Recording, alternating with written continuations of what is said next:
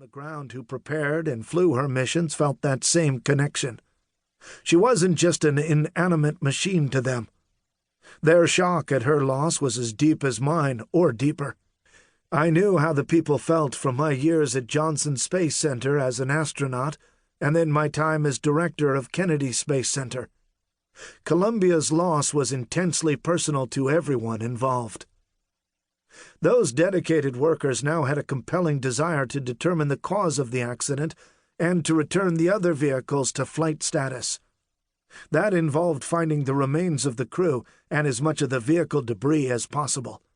Debris retrieval is essential in any accident investigation.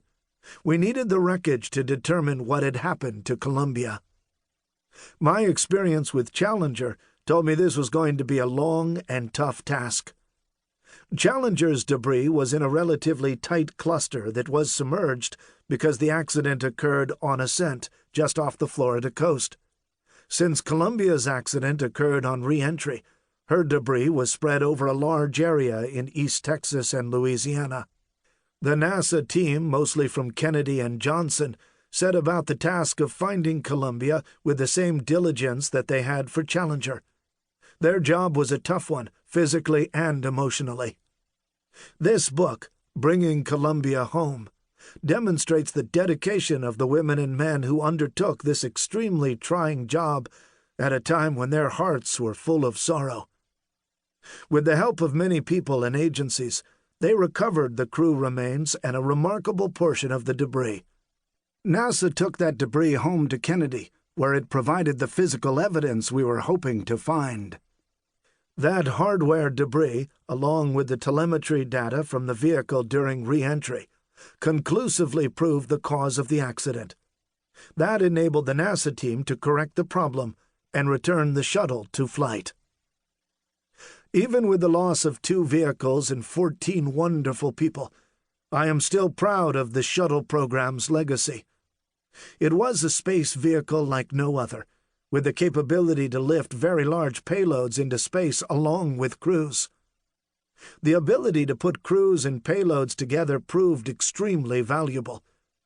People have questioned the combining of the two, but I think that helped make the machine the magnificent vehicle it was. Early on, it carried out some very important Department of Defense missions that played a significant role in the Cold War. The shuttle allowed us to revolutionize our knowledge of our solar system with missions like Magellan, Galileo, and Ulysses. It also drove us to rewrite the books on our knowledge of the universe with the great observatory missions such as Hubble, Compton, and Chandra. Especially with the repair missions to the Hubble Space Telescope, the shuttle demonstrated the benefits of combining crew and payload on the same vehicle. Lofting humans and payloads together on missions also allowed us to construct the greatest engineering marvel of all time, the International Space Station. It will be a long time from now, if ever, that we see another vehicle with such an astounding capability.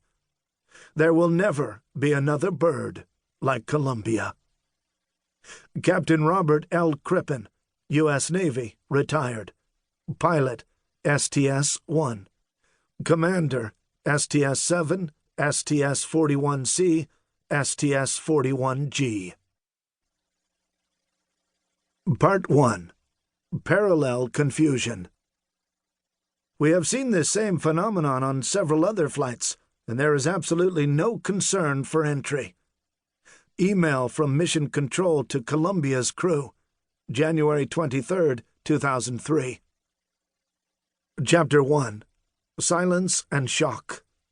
Kennedy Space Center, February 1, 2003. Mike Leinbach, Launch Director. Twin sonic booms in rapid succession, one from the space shuttle's nose and one from its vertical tail, were always the fanfare announcing the arrival of the majestic winged spacecraft. 3 minutes and 15 seconds before landing, as the shuttle glided toward Kennedy Space Center, KSC, the loud and unmistakable double concussion would be heard up and down Florida's space coast. These booms would be our cue to start scanning the skies for our returning spacecraft, descending toward us at high speed in the distance. Columbia